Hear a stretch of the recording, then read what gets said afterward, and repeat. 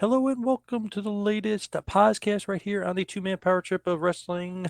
And our guest today, of course, is the former WCW head writer, the former WWF head writer, the former WCW World Heavyweight Champion, Mr. Vince Russo. Vince, welcome back. How you doing? John, I got to tell you, Yes. I don't follow football as much as I do baseball. I used to. I was a big Giants fan during the Super Bowl years. You know, Mark Bavaro. I mean, a huge.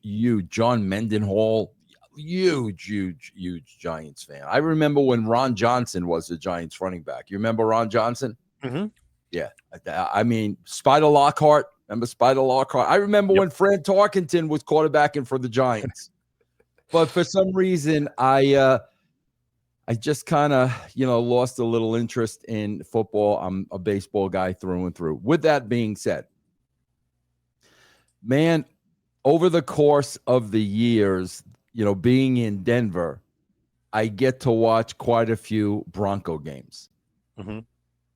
So I watched Russell Wilson. And this dude was the drizzling shits. And in Broncos, bro, when people say Bronco country, you have no idea. All the other professional teams, John, in Colorado don't matter. I'm telling you, when the Nuggets won the championship, when the Avs won the Stanley Cup, they were like second fiddle. And forget, they don't even talk about the Colorado Rockies. I mean, we might as well not even have a baseball team. It's all Broncos. Bro, when Russell Wilson was the quarterback, they freaking ran this guy out of town like so freaking fast. And then, like I said, I don't really keep up on things, but I'm watching highlights from Sunday. Russell Wilson is the quarterback of the Giants, bro. Yeah. Like the New York Giants, Russell Wilson is the best they can do. John?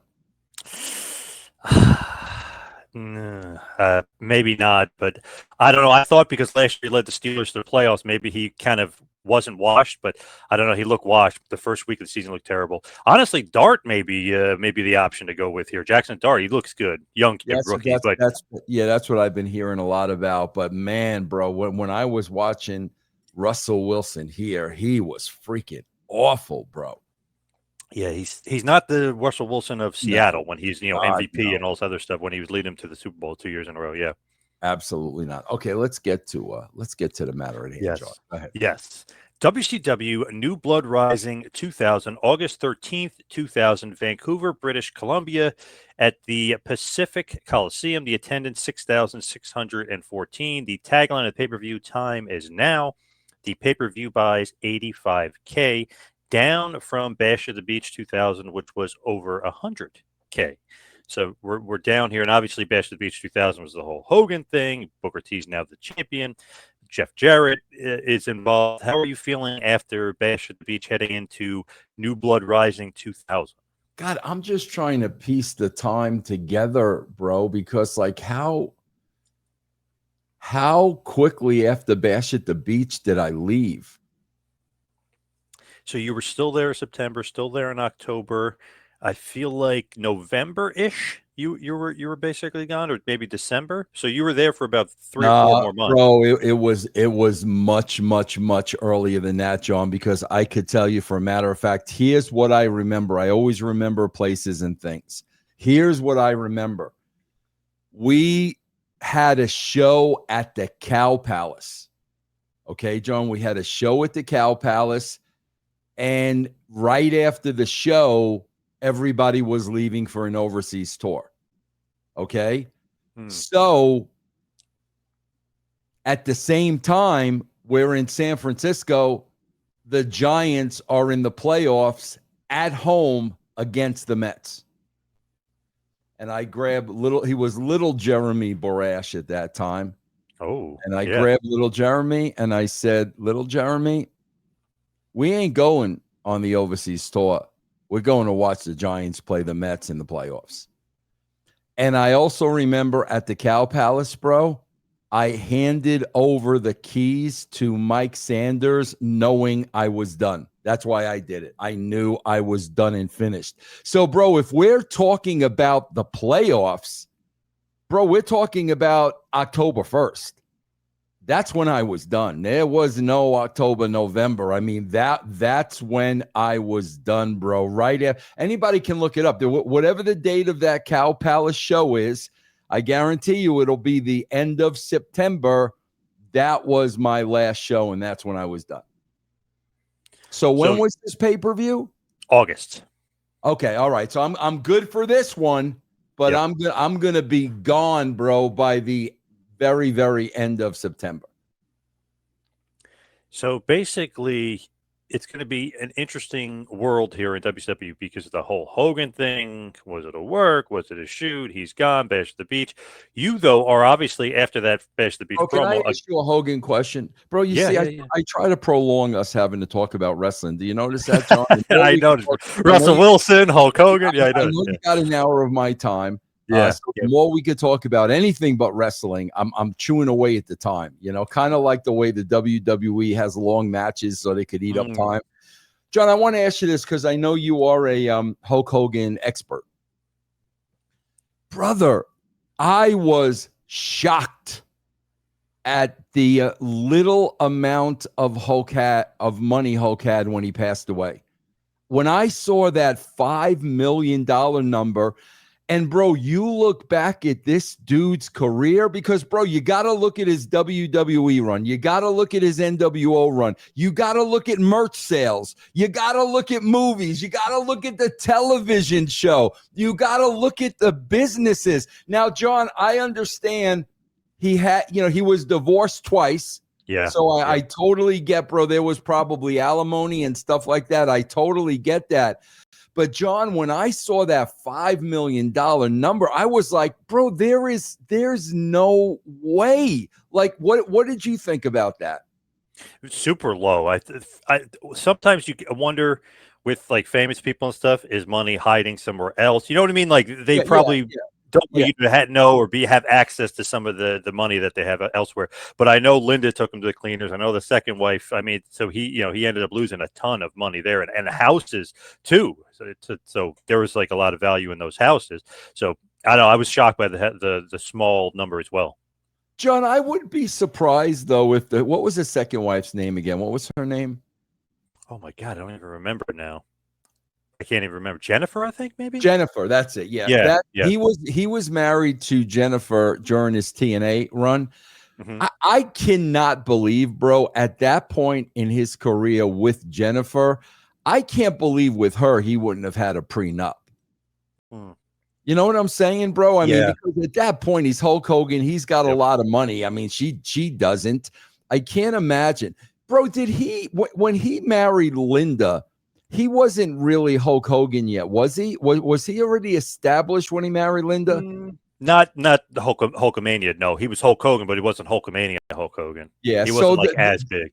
Yeah, so there I can understand no prenup. He didn't, but I would think when he married Jennifer at that point, I would have think, but that number, I was like, there's no way. I mean, John, you and I both know guys get $1 million payoffs for WrestleMania. Yeah, he got $5 million for Mania, WrestleMania 5. God, that was 1989. I mean, and Hogan really didn't have the reputation of going through his money like a Flair. He definitely didn't have that reputation, unless, bro, there were a lot of bad business deals. If he made bad business deals and lost money that way, but that number really, really surprised me. Yes, I agree. All right, John, go back to wrestling. Go ahead. Yeah, Hogan's gone, right? Bash to the Beach 2000, he's gone. Booker T is now your champion. So this new blood, right? You have the new blood and the Millionaire Club. So now you actually have a pay-per-view called New Blood Rising, which we were talking about here. So had that angle continued, would the pay-per-view have been different? Like, you know what I mean? Like if the new blood angle was still going, because that kind of dissipated in the Millionaires Club, that storyline is kind of gone at this point. Do you think the pay-per-view would be different and would have been more new blood centric, considering it's called New Blood Rising? Yeah, probably. But obviously, John, you gotta plan those names with all the marketing and advertising and stuff months and months and months in advance. So probably yes. you don't remember like what you were going to do, right? All the way No, back then, thinking no, like, oh, the New Blood was going to do this. No, okay. no. Um, so this pay-per-view took place in Vancouver, British Columbia, which we mentioned, obviously, is Canada. It was held for a few years in a row at Sturgis. There's the rally in South Dakota, the biker rally, if you will. So what is the change? Do you make that change to the management? Why no more Sturgis? I am sure, bro, that Eric probably had a lot to do with Sturgis. I can probably almost guarantee it. You know, Eric was always a big motorcycle guy. I know that was a big deal to him. So, you know, maybe they just wanted to get away from that. I have nothing to do with that call, John. If it would have been in Sturgis, I would have went to Sturgis. What did you honestly think of Road Wild? First called Hog Wild, then was called Road Wild for a few years. What did you think about that pay-per-view? It's in front of bikers as part of the Sturgis rally. I never saw any of them, John. Wow. I've never seen a single one of them, so I couldn't comment on it and tell you. I've never seen it. Put it this way. You got a pit with a ring in it, and there's no seats. It's all bikers. So it's all bikers sitting on bikes around. Yeah. And you know, it's all about them getting a deal with, you know, Castro Motor Oil and Harley Davidson. It's all about like the brand, if you will, and teaming up. Yeah. But these guys know nothing. I mean, Benoit is having a classic out there, and they, you know, it's like crickets. Like they know nothing. Hogan comes out, who's the heel, you know, part of the NWO, and they pretty much they loved him. You know what I mean? It's just like an interesting, weird crowd. Yeah. No, I can definitely see and understand that. Definitely. Yeah. Do you like that concept though? Not having it in a wrestling arena, having it in random places. Do you like that or no? I don't mind that, John. I really don't. I don't mind that. I'm all about, bro. See, to me, a different look almost brings like a spectacle. You know, a different look, man, is always going to get more of an interest from a casual fan that may not watch the show than just another show in another arena. So I have no problem with that concept. But, you know, like I said, I mean, I've never seen any of them, but I have no issue with that. My only issue is, and tell me if I'm right or wrong here, they're getting paid to be there, right? But they're not selling tickets. Technically, it's just these bikers that are there. It's like almost like a free show, technically. I mean, you could be paid to be there, but you're not making any money off tickets. Is that dumb, though, in a way? Oh, isn't that what the WWE did with Saudi with their deal? They were getting paid for the shows. I mean, weren't they doing the same exact thing? Yeah, a lot of indie promoters do that. A friend of mine does that all the time. You just get paid for the show. Yeah. But don't get me wrong. I'm pretty sure Saudi was giving the WWE. Oh, way more. Yeah, you know what I'm saying? 50 million a show. Yeah. But yeah, no, that's the way. I mean, I know, you know, Yaden here with Rocky Mountain Pro, he does the same thing. He sells shows. That's what a lot of promoters do.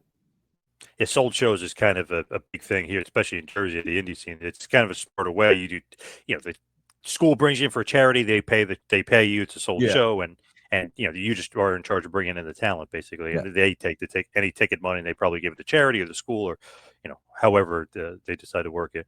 So very interesting around this angle, around this time period. You're teasing a Stacy Keibler pregnancy angle. What in the world is going on here? This is it, and it kind of gets a little demented. Maybe you what's going on with Stacy Keibler in this? Yeah, no, I do remember this, bro, because the way I believe this was supposed to play out is I believe Flair was supposed to be the father. Rick, not David. Yes. Now here's an interesting thing. Were you going to make, and I read this online, which I kind of was laughing at because I don't remember it. Were you going to make Rick Stacy's dad too, or no?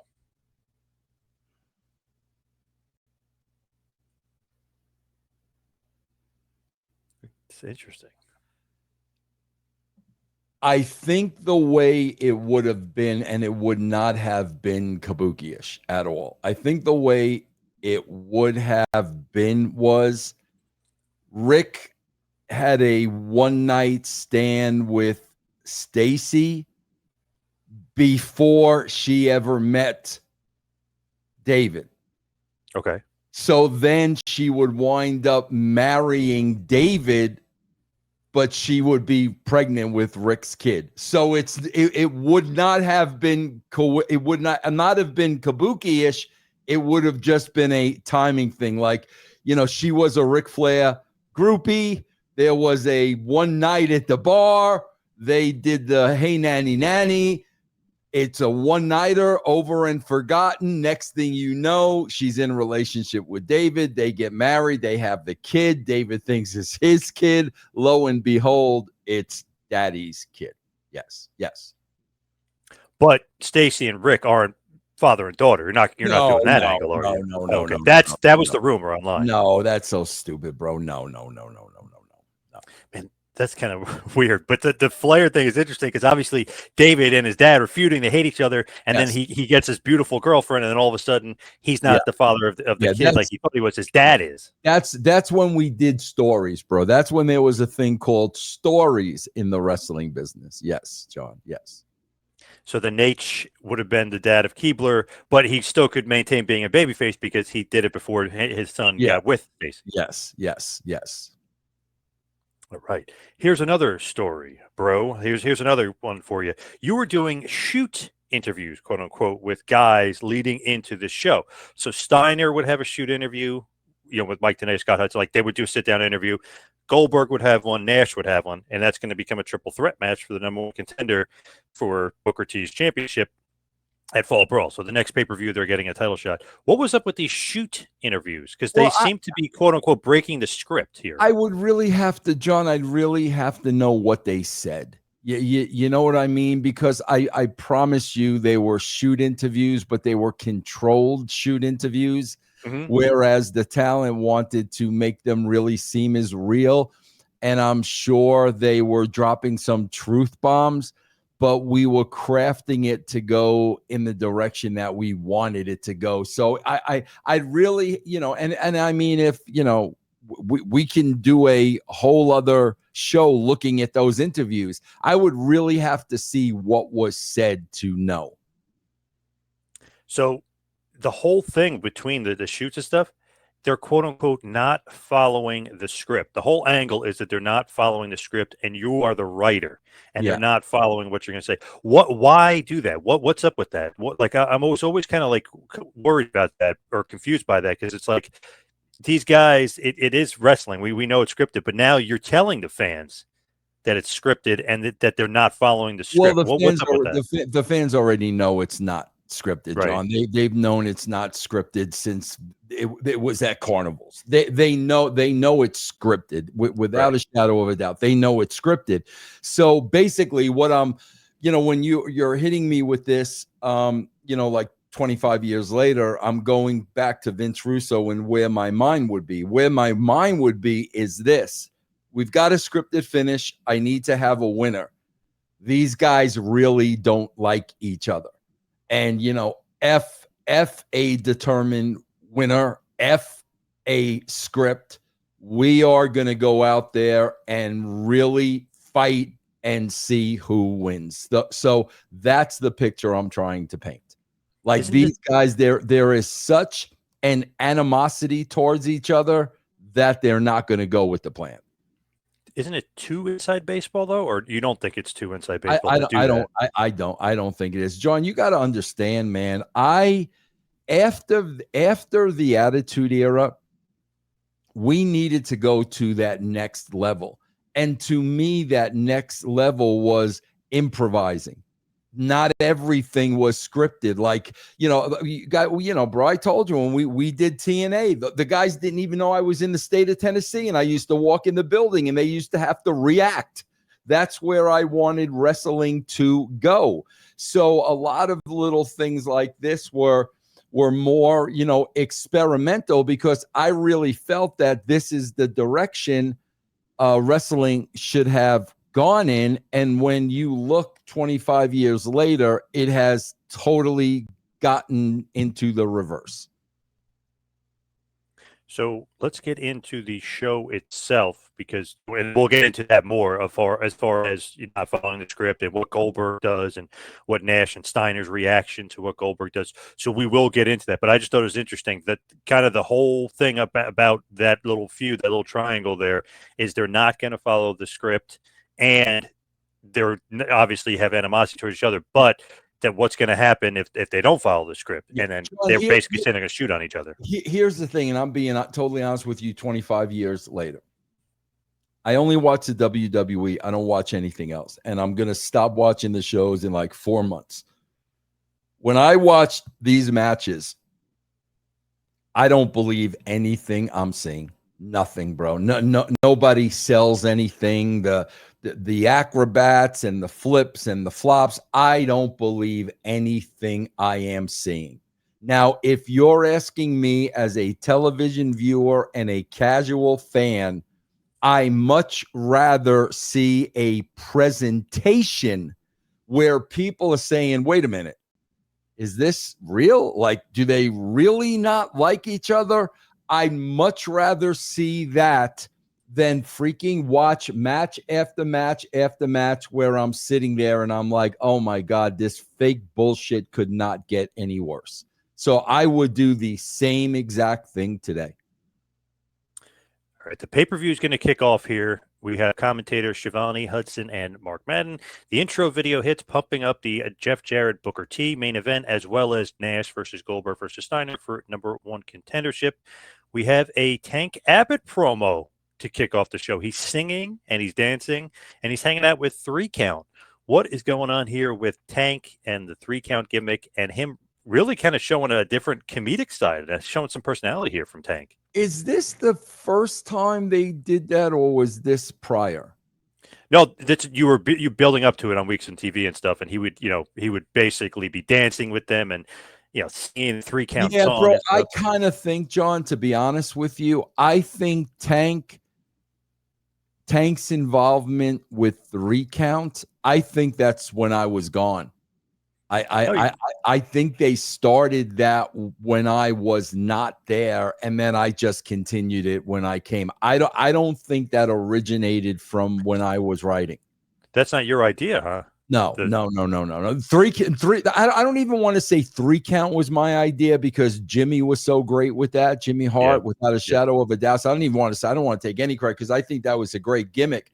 But no, the Tank thing was not my idea, and I think they started that when I was gone, and I just continued it when I came back.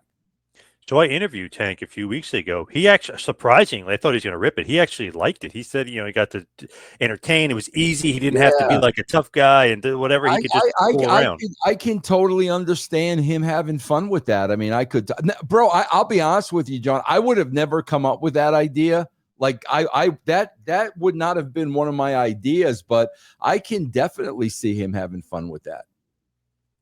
He interesting guy for sure, but it's funny. It's like a tough guy doing a dancing gimmick with 3 little cruiserweights, basically. Right. So 3 Count, Evan Courageous, Shannon Moore, and Shane Helms, of course, with Tank Abbott, defeated the Young Dragons, Kaz Hayashi, Jamie-san, and Yun Yang, aka Jimmy Yang, in the gold record ladder match. Match goes 11 minutes and 30 seconds. It's a car crash, but it's actually a good match. It's actually a fun car crash. It's just like bump, craziness, athletic. It was a good match. But thanks to Tank, of course, 3 Count wins and they get the golden record. And Tank wants to have that golden record. He loves it. That's good. That's entertaining. Yes. So what do you think about that? Like Tank with 3 Count, them getting the win. Like what's your thought process as far as like create? It's just a fun, happy opener. No, and bro, the bottom line is all that really matters are whether or not the people are with it. If the people are with it, then go with it. I mean, that's really what it's all about. If the people are with it, go with it. They definitely were into a pretty good crowd in Canada. I mean, they usually are, but they were definitely into this opener. It might go downhill from here, but that was definitely a good, hot opener. Okay. Then we have the Cat, Ernest Miller, backstage with the Filthy Animals. And he said they will be the refs later on in the evening. So we'll get to see the Filthy Animals back again. Next up, Ernest Miller is going to be wrestling a match here, the commissioner, Ernest Miller. He's going to defeat the Great Muta in 6 minutes and 45 seconds. Kind of crazy if you kind of just look at the landscape of where Muta was. Maybe not WCW wise, although he was super over. Everybody knew who he was because of his run in the early 90s. And obviously he was in the NWO and everything else. So everybody knew Muta, but kind of a surprising finish. I know the Filthy Animals help him win. And obviously that's why they were talking to him in the back. He was kind of wink, wink, nod, nod, I need help. And so they help him beat Great Muta, but kind of a surprising finish here, the Cat beating Muta. I don't think so, John, because it would kind of depend on what Muta's deal was. Was he a full time? He was not on the roster full time, right? No, so he would do like excursions, if you will. So he would do like months at a time in WCW and then go back to New Japan. Then that makes total sense to me. Ernest is a full-time player on the roster, and we're going to use Muta to elevate Curtis. And we had an out for Muta. We didn't beat him clean. We had the Filthy Animals, but absolutely, bro. If we've got a guy visiting in and out, I am going to use that guy to get other people on the roster over without burying that guy. Does the other organization, New Japan, All Japan, whoever it might be at the time, whoever the organization is, do they ever have any clout or any say to what your booking is? I would think not, John, because then that they would tell me that. It would have probably been, bro. I swear, I don't even know who was in that spot at that time. I don't know if it was Terry. I don't know who it was.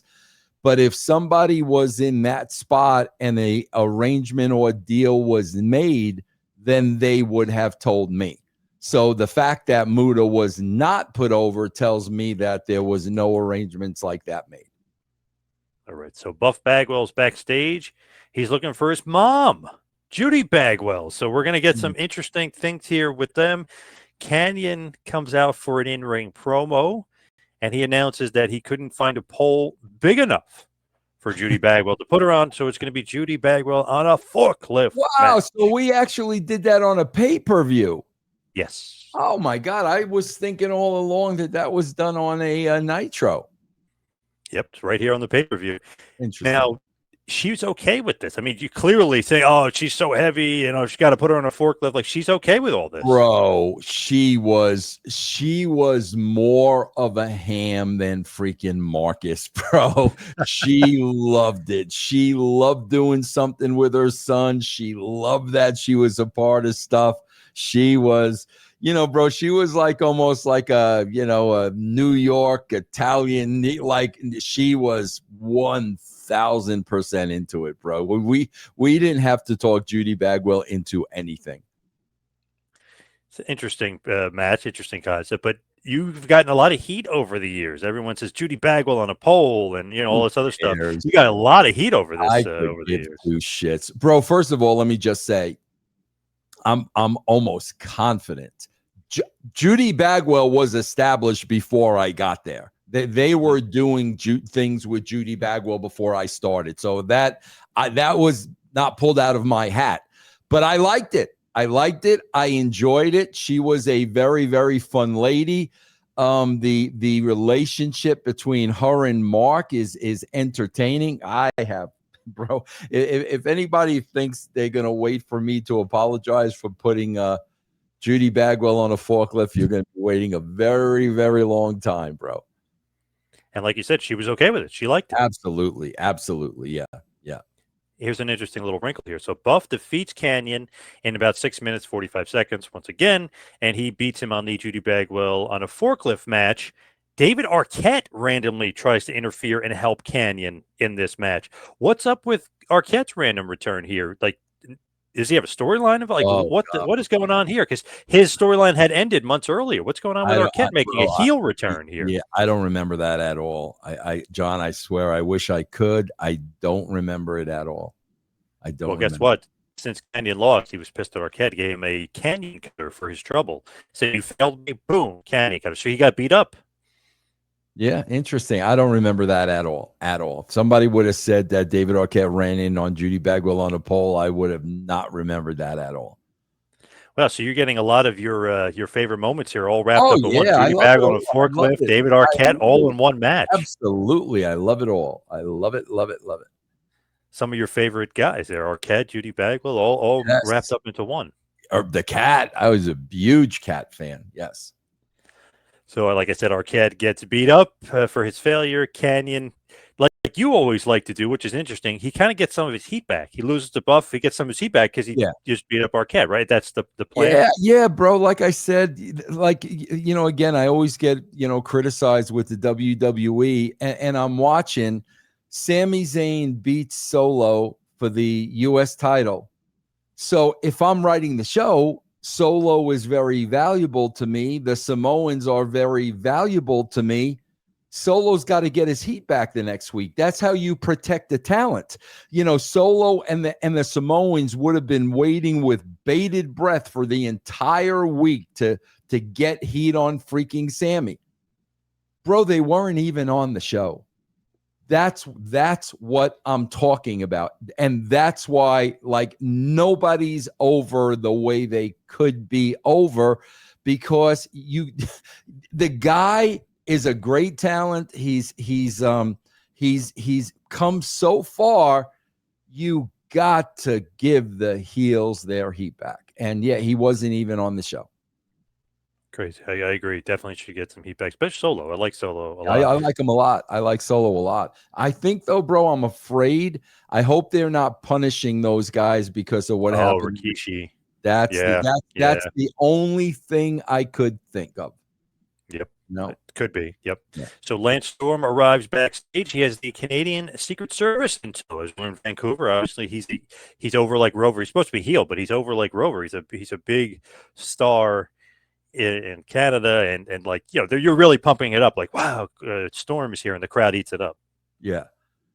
So I wish that guy, bro. I wish Lance Storm would have got it. He didn't get it. Like, he did not get the whole entertainment end of the business. He was just one of these guys that took it way, way, way too seriously. And I just wish he would, the Lance Storm you see is Lance Storm. I mean, that's the guy.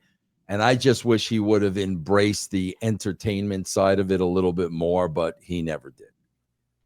They announced Goldberg was in a motorcycle accident. He will wrestle later, but he was in an accident, so he's got an injured arm. So just another little wrinkle okay, so that's not a shoot. That's storyline. I honestly am not sure. I was actually trying to think of it. He wrestles later, but he has like a not a cast, but like a soft cast on. So he might have maybe fell off the bike, or maybe he legit got injured. But they were saying motorcycle accident. I would have to. I don't remember that at all, bro. But I would have to think that was a shoot. I would have to think. Next up, Chronic. Brian Adams and Brian Clark defending the WCW Tag Team Championship, defeated the Perfect Event, which was Stasiak and Palumbo. O'Haire and Jindrak was another team, and then the Misfits in Action, General Erection, and Corporal Cajun. This was a Four Corners match for the Tag Team Championship. The match goes 12 minutes and 20 seconds.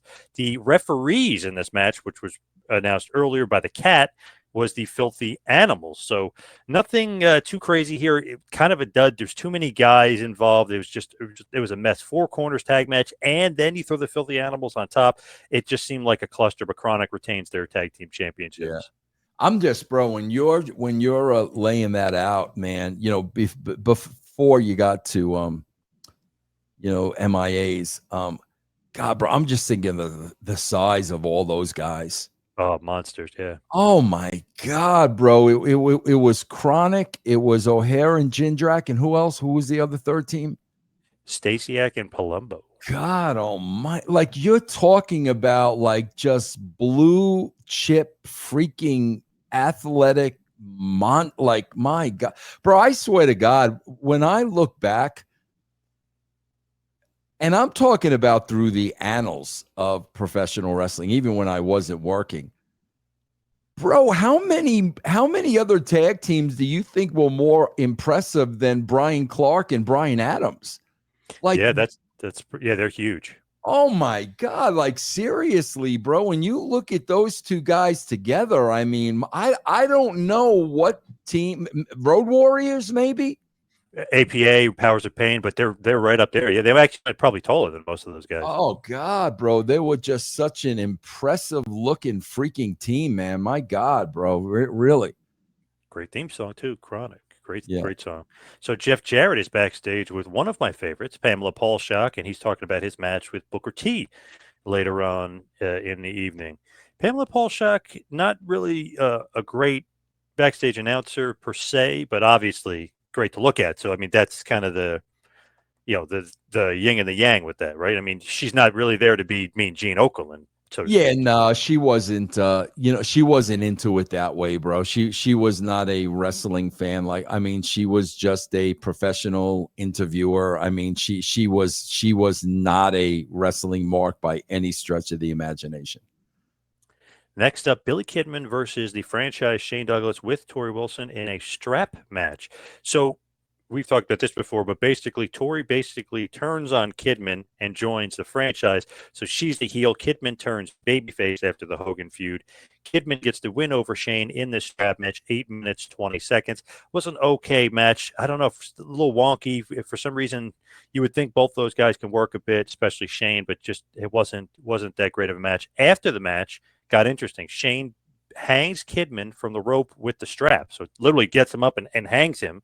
Big Vito comes out and makes a save. Then Reno comes out to fight Big Vito, and Vito and Reno end up brawling. So a lot of stuff going on there. You're intermingling some feuds here and some different guys, but basically Shane loses to get his heat back. He literally hangs Kidman from like the second rope with the strap, and really, it looks pretty vicious. And then Vito makes a statement, and Reno comes out. Yeah, again, bro, I was always, man, if you're on the roster, I'm going to try to get you in the game. I mean, that's what I always did everywhere I went, bro. So that's why I'm just trying to get everybody involved. So next up, we have Booker T arriving to the building. Jeff Jarrett actually randomly just attacks him and slams his leg into the door multiple times as he's trying to leave his car. He attacks him. Nice little setup here. This is like a kind of old school, like a little bit Dusty getting beat up in the back, or Wyndham getting beat up in the back, and like all these different angles. It was interesting. So you're setting up Booker T to make it look like, man, he's definitely behind the eight ball. Jeff Jarrett attacked him and injured him. Yeah, and again, when you lay that out, I just sit here and I think of like when's the last time we saw that?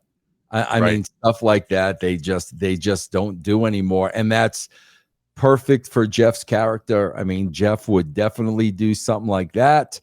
Now you've got the babyface hurt. The babyface is going to have to fight from underneath. These are just basic fundamentals that they just don't use anymore. No doubt about it. Booker T deserves to be world champion at this point. He is world champion.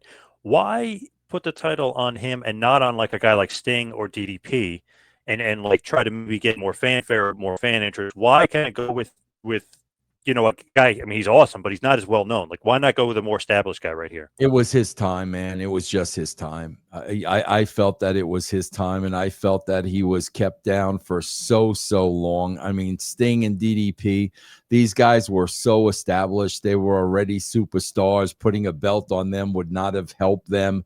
I just really felt like it was Booker's time. Next up, Major Guns versus Miss Hancock in a mud. So they're wrestling at mud, and it's called a rip off the clothes match. ROTC. So you're mixing in the little military thing with Major Guns. So ROTC, rip off the clothes match, but it's a mud ROTC match. Major Guns beats Miss Hancock in this match. Match goes maybe longer than it should have. 6 minutes and 45 seconds again. Not a great match here. Not very good. Obviously, both really good looking. We know where we're going for here. The mud and ripping on. You get some heat online. Some of the fans are not happy with you degrading beautiful women like this. What do you have to say about that? Why? I mean, I don't know why that's. Yeah, it's we're doing it within Major Guns' gimmick, and Miss that's Stacy Keibler, right? Yeah. Oh yeah. Yeah, that makes all the sense in the world, bro, because she was prissy. She was like a secretary. She was the last thing she would want would be to be involved in a match like this. So we're just not pulling it out of our ass. I am trying to make it follow some type of storyline. Here's the problem, though. Miss Hancock had severe abdominal pain, which we were talking about earlier, the pregnancy angle. So she has severe abdominal pain. They don't know what's going on. What is going on? So obviously they're teasing that she's pregnant. David kind of runs out to help. So you assume here, I mean, we're assuming here that David has impregnated her. But like we were talking about earlier, might not be David. Might be the Nature Boy. Bro, didn't Major Guns go on to do like adult film stuff and stuff? Yeah. Yep. Okay. Is she still around? Like, do we know what happened to her? I could have sworn I saw that she, and I might be wrong, her name is Tylene Buck. I could have sworn that I saw her. She was like at a convention or like one of those autograph signings. I could have sworn. So I think she's still like around, but I don't know if she is. Obviously, she doesn't do anything with wrestling, but I don't know if she's still acting or not either. But I know that she was doing the convention scene or autograph scene, stuff like that. Got you. God, we haven't even heard from we haven't heard from Stacy Keibler in a while. Yeah, what was going on? She was posting a bit for and her kids and everything else, and then she was saying, I'm still in great shape, which she was, and showing off a little bit on Instagram. But yeah, I don't know if she's posted in a while. Whatchamacallit's posting a lot. I notice. Tori Wilson is posting a lot. Yes. Yeah. I can't believe she's 50. Like when you look at her and her body, it's like no way. That's crazy. Unreal, bro. That's unbelievable. Yeah. Her and Trish, these former fitness models, man, they know how to stay in shape. It's crazy. Yeah.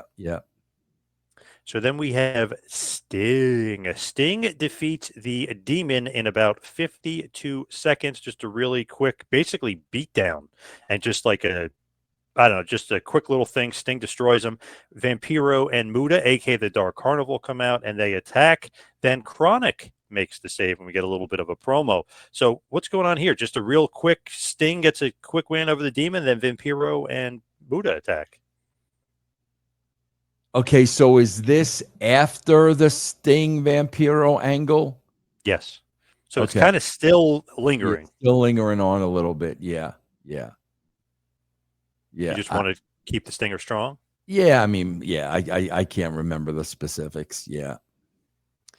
Then we have Lance Storm promo and the Canadian national anthem. The crowd is eating this up. They absolutely love it from the not U.S. World Champion, by the way. He is the Canadian heavyweight champion. Yeah. Remember when you changed all the belts and all the everything to Canada? Yeah. John, for a guy saying everything went downhill from there, this don't sound like a bad show to me, bro, to be honest with you, John. Well, most of the matches aren't good. That's what it is. There's some entertaining spots after it, and you're getting the guys to heat back, but the matches aren't good. The Young Dragon match is great. I love that match. I actually think it's better than what people kind of were saying it was. Bro, that's the fun. That's the thing, bro. That's the thing. That match that opened that show.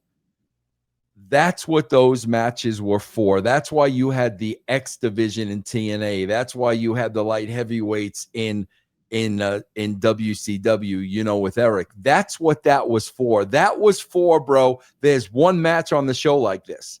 It was a specialty match when, back in the day, bro, when you would have the midgets and then a women's match would be a big deal. That was the specialty match.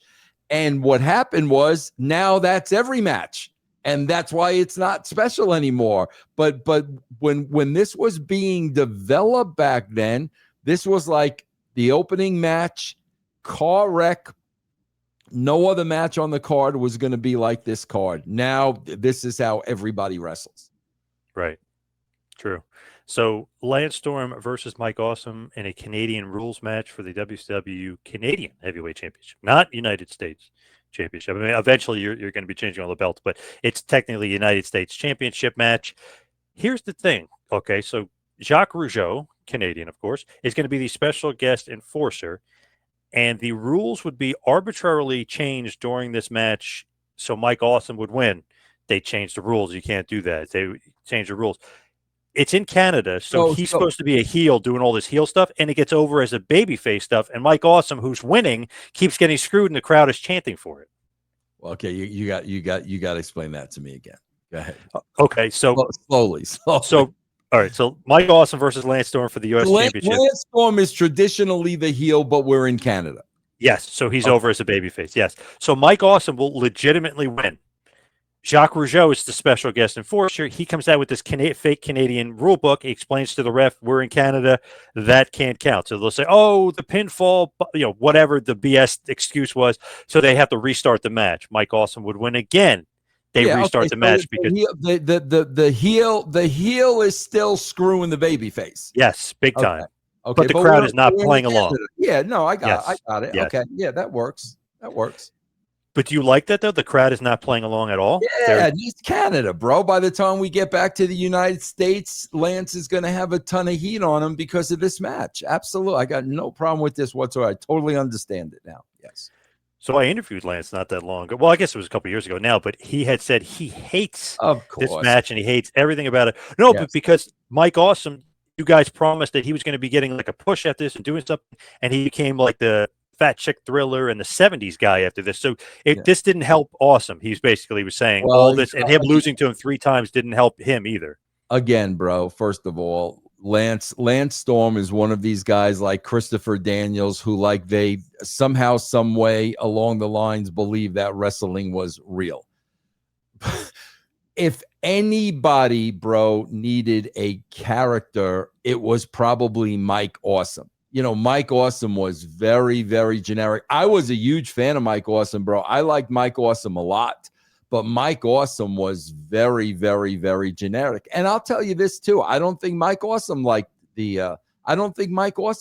gimmick, but Mike Awesome needed a gimmick in my opinion. And again, here's the problem, bro. Here's the problem, Chris, John. I mean, here's the problem. If a talent doesn't like a gimmick, they're going to make sure it fails. There's no question about it. This goes back to when we wanted to turn Goldberg heel. They're not going to play it like it needs to be played, and their heart's not going to be in it, so it's never going to get over. And that always puts a writer in a tough spot, because you're trying to do it because you're trying to help the talent. You think it'll be good for the talent. The talent's got a different vision in their head, so they're fighting you.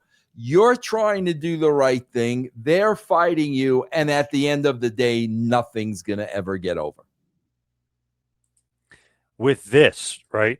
How does this make Lance look good, though? He keeps losing. I know you're getting heat on him, but he keeps losing to the guy. Yeah, he's a heel. So it's okay, you think, that he kind of looks like... The whole idea is to get heat on him. The whole idea is for the fans to say, he beat you 5 times, blah, blah, blah, blah, blah. Absolutely. It's a 1,000% heel thing. But then Awesome didn't really do anything after bro, this, that's not the first time we've seen this. I mean, you've seen a million times a commissioner come out and change the rules during the middle of a match, a heel. You've seen that a million times. So Jacques is, obviously helps Lance. Lance ends up getting the win in about 11 minutes, 30 seconds, thanks to Jacques. Here's the crazy part. Out to congratulate Lance Storm for cheating, basically cheating his way to victory, to a huge pop. Bret the Hitman Hart comes out. I thought you were going to go there. For a guy that's saying this show sucks, man, I would be interested. You're loving this. Yeah. Wow. All right. Interested in seeing some of these things, bro. I'm not having a problem with any of this stuff. Yes. So Bret was not on the card? No. Surprise. Good. That's good, man. Good. He's retired at this point, basically. So he's just a surprise. Good. Okay, good. Huge pop. He must have got a huge pop, right? Huge. Yeah, huge. Yeah. Yep. Yeah. So it's just funny, like Storm cheating and all this other stuff. Jacques Rougeau and Bret Hart congratulating him for the win, even though he cheated. I mean, it was like that too, bro. It was really like that when you went to Canada and back and forth between Canada and the U.S. It was really like that, man. You couldn't work around that. There was no working around it, man. Yeah, Lance was over huge in Canada. Obviously, Bret's a god in Canada. He's not even like a regular athlete. He's like a god in Canada. Yeah. So interesting stuff there, and obviously Lance Storm does not like you to this day because of stuff like this, Vince. Exactly. So. Yes, exactly. So the Dark Carnival is up next. They're back. Vampiro and Muta. Muta getting his second chance on the show here. So the Dark Carnival, Vampiro and Muta defeats Chronic, Brian Adams, Brian Clark to win the WCW Tag Team Championship. Match goes about 9 minutes. What do you think about that? What's the finish? I know they cheated. I was trying to recall. The Harris boys cheated. That's what happened. The Harris boys came out and cheated, caused Chronic the match. So Muta, again, you had him lose to Cat earlier, but he got his win back here. He beat Chronic. He wins the WWE Tag Team Championship. Bro, it's just funny when you're throwing these names out. Now you're throwing the Harris brothers out. Huge. The size of these, size of all these guys, like it. Why do big guys not want to be wrestlers anymore? I don't understand it, bro. Like, what happened? Going to MMA or football, maybe. Oh my God, bro! And just the size of these guys is incredible, man. So Dark Carnival, new tag team champions there. So you did make Muta look good after he lost earlier in the night because he got screwed too. Yeah. Yep. Yeah. Kevin Nash backstage interview with Pamela Paulshock. He says he's shooting. So again, shoot interviews and stuff. You love the realism. You love the shoot, bro. Right? The work shoot, bro. Love it. That's what's missing from wrestling today. Did you watch Raw last week? Yes. Okay, John. Can we sidetrack for a second? Yeah. This is what I'm talking about, bro. This is pathetic. This is pathetic. And I got so much freaking heat from this for the marks because they're fucking idiots. Okay. You've got John. You're married. I know you're married. Mm-hmm. How long have you been married, John? Oh, coming up on 12 years. Believe it or not. God bless you. Okay, John. Let's just talk about this real quick. Okay, so we've got CM Punk, Seth Rollins' adversary, in the ring with Becky Lynch. Mm-hmm. Meanwhile, Becky Lynch's husband is in the stands.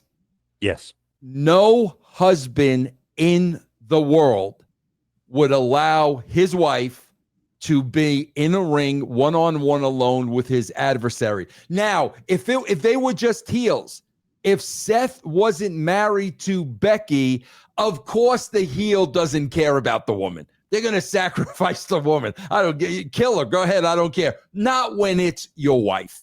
No man is going to do that. Okay. So right off the bat, they're setting this up just so we get the AJ Lee pop, but it makes absolutely no sense. There's no way a husband would leave his wife in the ring like that.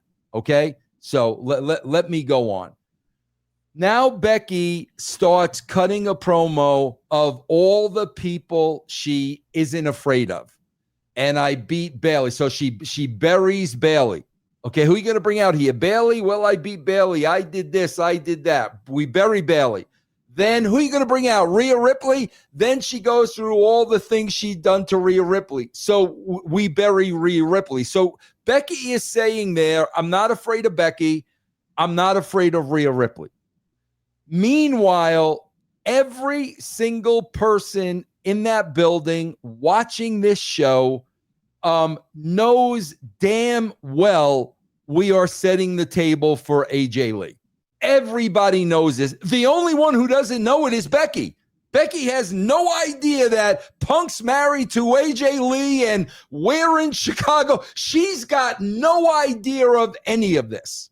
Okay, so I'm not afraid of Bailey. I bury Bailey. I'm not afraid of Rhea Ripley. I bury Rhea Ripley. Okay, now we hit AJ Lee's music. Okay. Oh my God. First of all, Becky Lee sees AJ Lee. This is a 38-year-old woman who weighs about 100 pounds, who has not wrestled in 10 years, and is skipping down to the ring.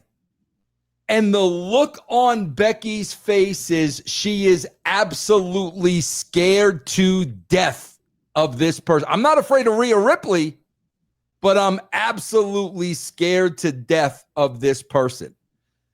Then Becky is slapping the crap out of Punk in the ring, and AJ Lee's in the back watching and then skipping to the ring.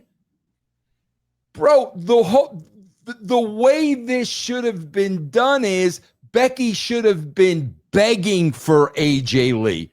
I know what you're doing here. I could see the writing on the wall. Bring her down. I'm begging you to bring her out. That's what they should have done. Then AJ comes out. Becky's licking her chops. Then the baby face kicks Becky's ass and Becky bails out. That's the way this segment should have been done. But for Becky Lynch, I'm not afraid of Rhea Ripley, but I'm scared to death of this. Come on, bro. That's exactly what I'm talking about. Bro, every time Triple H writes a show and 𝐔𝐇𝐒 or whoever these freaking people are, you've got to sit there and you've got to start with, if this were real, how would this really go down? And first of all, if this were real, Seth Rollins is not in the crowd. Seth Rollins has to be there with Becky, and you've got to figure out how to get to the spot that you want where the spotlight is on AJ Lee. You got to figure that out, because no husband is going to leave his wife in a situation like that. And that's what I'm talking about, bro. And that's the problem with wrestling. None of it is freaking believable, bro. It's like, bro, remember Roadrunner and Wile E. Coyote? Remember Wile E. Coyote would get the anvil dropped on his head and then he would fall off the cliff and walk like an... That's how freaking wrestling is. It's so over the top cartoonish. There is no reality to this whatsoever. And that's why casual fans don't watch anymore, bro, because it's an absolute joke. So do I like realism? Do I like shooting? Absolutely, 1000%, because now you got that seed of, wait a minute, do these guys really not like each other? That's all you're trying to do. Interesting stuff there, Vince. I don't really mind the way you booked that. So yeah, interesting. So let's go back to the last two matches of the pay-per-view. Booker T's got a backstage interview. Then they have a Goldberg, Nash, Scott Steiner hype video. So we got that. Then we have the match. It's Nash versus Goldberg versus Steiner, three-way match. Basically going to be a number one contender for the title, which is right now held by Booker T. Here's the thing. During this three-way match, to be the number one contender, Goldberg arrives a little bit later. He's quote-unquote injured. And then he's going to actually, well, let me rephrase that. He's in the match, and he's injured because you could see on his arm, he's got that soft cast. He then walks out of the match. Like, he leaves the match. He basically arrives injured, so you're kind of wondering, oh man, can he wrestle? Then he wrestles, and then he walks out of the match. Hopefully I explained that correctly, but or easily. So he's injured, the motorcycle accident, he's wrestling, then he leaves, he walks out. Why? He refused to follow the script. So you meet him on the entranceway, and you're going out, going back and forth with him, and he says, I'm not going to follow the script. And he walks out, and he said, I won't follow any script, and you're upset. Okay. So what's going on here? What is this? Then what? So then Nash defeats Scott Steiner in about 11 minutes, and Nash is now the number one contender. But basically, Goldberg does nothing to do with the finish. The match goes on. He's wrestling injured, walks out, leaves, and then you meet him on the entranceway. Like, what are you doing? You're not following the script. I won't follow the script. And then it walks out, and you guys start a feud. This is all about, bro. This is a pay-per-view setting up television. This is all about, where are they going with this? What are they going to do? This is all about getting you to the television show. This is episodic television. Where are they going with this? What's next? You want people, you want some kind of a hook to get them to the show. And again, in today's wrestling, at the end of every show, there's a period at the end of the sentence. It's over. There's no cliffhanger. There's no hook. There's no reason to watch the following week. This is all, John, honestly, here's the problem. You got wrestling people looking at this as wrestling, okay? You've got a television writer looking at this as television.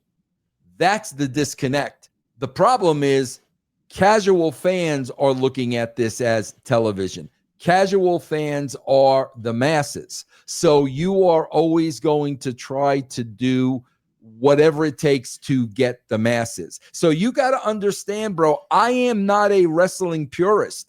I am not looking at these shows like wrestling shows because, bro, we're on primetime television. We're a television show. And part of my job as a writer is to keep people coming back week after week after week. Were you influenced at all by like reality TV? That was starting to become popular at the time. Absolutely, John. 1000%. I think the first reality TV show was Real World. Real World was like the really first reality TV show on MTV. Yeah, Springer, absolutely, bro. I was influenced by all that stuff. Absolutely. So had Goldberg cooperated with the heel turn, like we talked about before, he did not cooperate, really did not want to be the heel. What did you kind of envision for the heel turn? Was he going to be champion? What's the payoff to the heel turn? Was he going to become like the big heel? I'm sure he was. Yeah, I'm sure he was. I mean, there's no question about that because at that point, man, that was the only place for him to go. I'm sure we would have made him a monster heel, but when the guy's not on board, it's just not going to happen.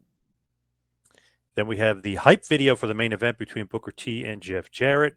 Michael Buffer still there, comes out and does the introductions there. So pretty cool there. Booker T defeats Jeff Jarrett to retain the WCW World Heavyweight Championship in 15 minutes. This is a good match. So good match to open it, good match to close it for sure. Booker wins with the bookend and he celebrates in the ring. Here's a weird part. Some random fans were throwing trash in the ring. I don't know if it was like a positive thing or a negative thing, but he got a good pop, a good babyface pop for the win. But there was some unruly fans. I don't know why, but I guess Canada can be a strange place. But there were some unruly fans at the end. But Booker T wins with the bookend and he celebrates with the title at the end, despite that knee injury from earlier in the night from Jarrett.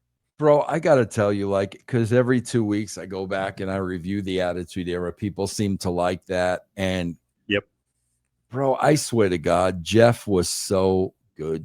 So good. And let me tell you, bro, like the little things, the nuances. Bro, when Jeff was with Deborah, when Jeff was with Deborah was always trying to use her body to distract the heel. And all Lawler was talking about were the puppies. And all the horny male fans wanted to see was Deborah naked. Okay, that's all they wanted. So every time Deborah would undo a button and do this with her big freaking smile, the fans would come up. Bro, no matter where Jeff was or what he was doing, every single time he would walk over to Deborah and button her back up. So, he's the heel. He's not giving them. Bro, those little things like that's what's missing today. And Jeff did it every single time. Nobody told him to do it. But in Jeff's mind, he's getting more and more heat by covering her up because that's what the people want to say. And those are the things that dude does not get credit for. He understood wrestling. He understood the role of a freaking heel better than anybody. And those are the little things, bro, that are non-existent today. He was so good. Yeah, like almost underrated, underappreciated for sure. I feel like he could have been world champion. Just so good. So good, man. So good. Yes. So let's wrap this bad boy up and head towards the plugs here. Just overall, before we get to that, though, what did you think of pay-per-view? You seem to have liked it. I only really liked 2 matches. There could have been better matches. Yeah. I know you, but you like the storyline. Yeah, right. That's it. John, you look at the wrestling, I look at the TV and the entertainment aspect of it. And yeah, this is how I always view it when we do a show like this. Would this be something I'd want to go back and see? And yeah, man, there are some things in this show I would want to see. Like I would want to see how the shoot with the 3 played out. You know what I mean? I would want to see the promos. So yeah, definitely, man. I would want to go back and watch this show from an entertainment aspect, no doubt. We're headed towards a Russo Goldberg feud, which would then mean Goldberg versus Scott Steiner, and then Booker T and Kevin Nash feud for the WCW World Heavyweight title. So 2 big programs coming up. Yeah. Good. I mean, again, stuff I'm interested in. You can follow me on Twitter and Instagram at 2Man Power Trip. How about you, Vince? Yeah, guys, if you've never been a Russo brand member, we give you a free week to try us out. Just go to patreon.com/Russo TWC and get your free week of the brand. No more show with Disco, huh? Disco was fired from the brand. No more timeout. I wouldn't. I don't like using that word fired, but Disco, I love Glenn. I have no heat with Glenn. I'm not mad at Glenn, but Disco, and bro, he's been this way ever since I've known him. He just thinks everything's funny, and everything's not always funny. And he crossed certain lines that we spoke about it once, and I said, bro, I don't appreciate you doing that. I don't think it's funny. I would never do that to you.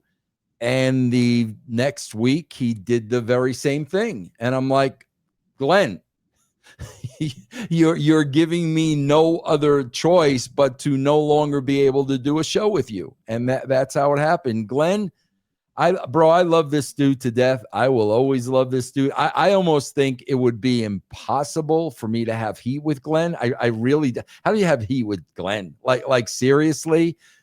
But everything's not always funny. And, like I said, bro, I told him once, and the next week, he did the same exact thing. And I'm like, brother, it's not funny. And that's it. But yeah, I'm not mad at him. I got no heat with him. Nothing like that, bro. But I've got to, at the end of the day, John, like you, I've got to protect my business. I mean, this is my livelihood. This is what I do. And, if you screw around with my business and you think it's funny, I can't take that lightly, man. So that's it. So it's not a feud or a firing per se. But no, he's just gone. God, yeah, no, not at all. Yeah. Can he ever return? Can he come back? Yeah, I mean, yeah, possibly. I mean, I'll be honest with you, John. Any other human being would have apologized. He doesn't think he's wrong. And he hasn't apologized. He hasn't, reached out to me or anything like that. So that tells me he still doesn't get it. And that's who Glenn is, man. That's just who he is. And I understand that and I accept that, but I can't have somebody blatantly hurting my business. Like I don't care who you are. I can't allow that to happen. So that's it. I did do a couple of great shows because I'm gonna kind of replace it with roaming people. Mm-hmm. And I reviewed the first two shows of WWE Unreal with D'Lo. I was going to say, but you do have D'Lo, yeah. Yeah, and then I reviewed show 3 and 4 with GailKim, which was which was really good because the third show was like all around Chelsea Green, and it was kind of all around women's wrestling. So it was great to do that show with GailKim, and that's what I'm going to do, man. I'm just going to revolve people in and talk about whatever might be the hot topic of that week, and it'll be an opportunity to bring a lot of people into the brand that might not have been a part of it before. There's a lot of people like that have left the WWE that I've never spoken to. I would love to do a show one week with Baron Corbin. I would love to do a show with Elias. Like there's a lot of people that have left that I've never had a conversation with. So this is going to open it up to I can bring those people in for a week at a time and just do a show. Love it. Great idea for sure. Everybody's got to check out the Russo brand. Yes. All right. Thank you, everybody out there, for listening. See you right back here and next time for the next podcast. Have a good one, folks.